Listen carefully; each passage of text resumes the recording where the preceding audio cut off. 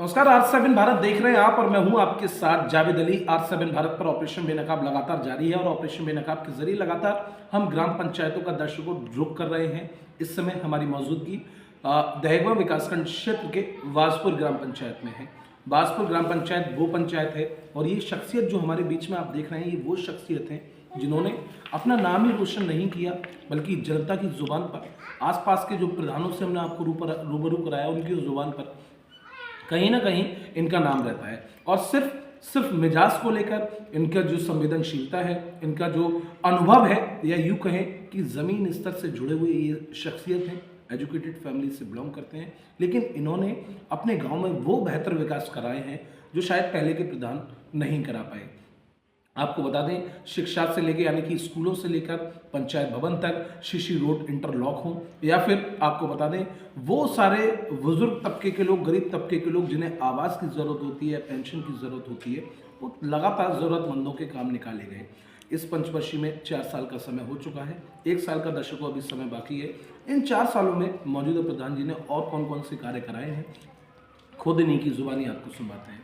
प्रधान जी, सबसे पहले आपका बहुत स्वागत है R7 भारत पर। आपका भी बहुत बहुत शुक्रिया, आप मेरे इंटरव्यू के लिए आ गए। बिल्कुल सर, आप वो शख्सियत हैं, आपकी तारीफ के कसीदे आसपास के प्रधानों ने दिल खोल कर पढ़े। आपका वहाँ जिक्र आता है जहाँ विकास की बात होती है। आपने गांव की दिशा और दिशा नक्शा ही नहीं बदला, बल्कि एक अपनी पंचायत को अलग नाम दिया है। ब्लॉक में आपका उस सूची में नाम शामिल है जहाँ सिर्फ और सिर्फ ऐसे प्रधान आते हैं जिन्होंने विकास ही विकास किया है।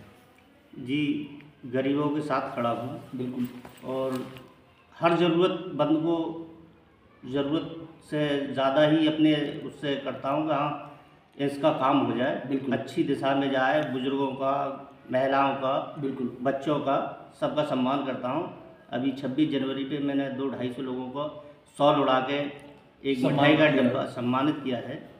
और मैं सभी का ये चाहता हूँ, सभी देशवासियों का ऐसा व्यवहार हो कि सौतेला व्यवहार ना हो कि ये हिंदू है, मुस्लिम है, सिख, ईसाई, कुछ नहीं। दर्शकों सब समझ भाई सकते भाई। हैं जो जानकारी मैंने इनके बारे में जुटाई थी। सबसे पहले अपने शब्दों से कितना बड़ा संदेश देना, गणतंत्र दिवस वाले दिन ऐसे लोगों को सम्मानित किया गया ताकि एक एकता का संदेश, वो सम्मान नहीं, एक संदेश दिया गया कि भाईचारा किसे कहते हैं, भाईचारा कैसे बनाया जाता है। सबको शॉल उड़ाकर सम्मानित करना, मिठाई के द्वारा सम्मानित करना अपने आप में बहुत तवज्जो हो जाती है। सर, आप ये तो जिक्र आ ही गया कि आप किसी तरह का ना पक्षपात करते हैं, ना भेदभाव करते हैं। आप शिक्षा पर बहुत जोर देते हैं। आपने स्कूलों में नक्शा ही चेंज नहीं किए, बच्चों को बैठने के इंतजामात हों, उनके खाने पीने को लेकर आपने ये भी कह रखा है कि बच्चों को शुद्ध और साफ खाना मिलना, साफ खाना चाहिए। जितना मिलता है उससे ज़्यादा मैंने ये कह रखा है, स्कूल में अगर मुझे ज़रूरत है जी तो मुझसे ले लीजिए, कम ना पड़े बच्चे। बिल्कुल सर, बिल्कुल। अच्छा खाना खिलाओ, अच्छा सब्जी बनाओ जी, सब बढ़िया करके खिलाओ। एक जिक्र आपका और आता है, आप गरीब तबके के साथ हमेशा बने रहते हैं। बिल्कुल, समाज सेवा को लेकर आपका एक अलग नजर है, अलग नजरिया है। आपने ऐसे गरीब तबकों के लोगों की मदद की है जिनका कभी शौचालय आ गया या आवास आ गया, लेकिन फंड पूरा नहीं आया, तो आपने अपनी पॉकेट मनी से उनकी मदद बिल्कुल दिए साहब। अभी एक किस्त आई और लोगों की छतें पड़ गई, छतें पड़ गई। आप समझ सकते हैं, क्योंकि इन्होंने जो जिम्मा उठाया, दर्शकों शायद मेरा ये पहला ऐसा इंटरव्यू होगा जिनका जिक्र ऐसा निकल कर आया कि जहां काम को रुकने नहीं देना है। पैसे से मतलब नहीं है, पैसा खुदा की देन है और अच्छी खासी फैमिली से, अच्छे बैकग्राउंड से प्रधान जी बिलोंग करते हैं, लेकिन जिनके सर पर छत नहीं थी उनके सर पर छत देना बहुत बड़ी जिम्मेदारी हो जाती है। एक जिक्र और निकल कर आता है कि आप लगातार गांव में भ्रमण करते हैं। आपने कोई ऐसी गली, ऐसा कोई नुक्कड़ नहीं छोड़ा जहां पक्का ना हो, क्योंकि पहले इस गांव के हालात बद से बदतर हुआ करते थे जब आप गांव नहीं थे, बहुत ज्यादा खराब थे।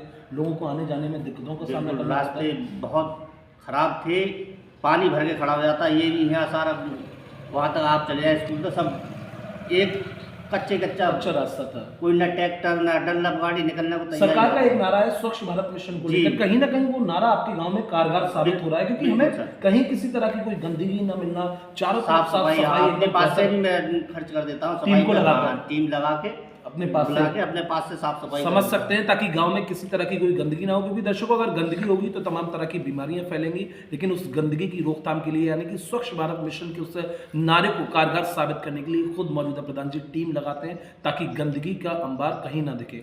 गरीब बेटी के साथ भी खड़ा होता हूँ, गरीब बेटियों के साथ खड़ा होता हूँ। जो मुझ पे बन पड़ता है मैं गुप्ती दान हाँ, करते हैं। गुप्ती दान करता हूँ। बिल्कुल सर। सर अभी तक का सफर आपका बेहद शानदार, संवेदनशील और बहुत उज्जवल भविष्य रहा है। बहुत बेहतर आपने अपना सफर दिया है।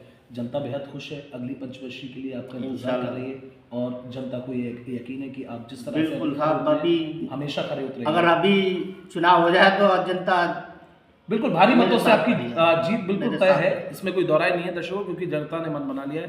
ये सेशन मैं खुद इंटरव्यू के द्वारा कैमरे पर बोल रहा हूँ, ये सेशन फिर से प्रधान जी की यानी कि आरिफ जी की झोली में आने वाला है। अब जो 1 साल का समय बचा है आरिफ जी, उसमें आप क्या कुछ करने जा रहे हैं? बहुत कुछ करेंगे। अभी महिलाओं की पेंशनें हैं, कुछ बची हुई हैं। बिल्कुल।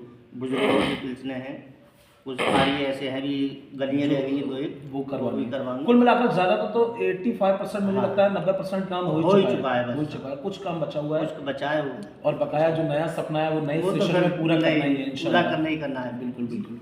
तो आप समझ सकते हैं कितने खुशकिस्मत इस गांव के लोग होंगे जिन्हें इस तरह के मुखिया मिले, क्योंकि इन्हें सिर्फ और सिर्फ कामकाज से मतलब है, विकास से मतलब है, उन बातों से मतलब है जहां जनता जनार्दन का जिक्र निकल कर आता है।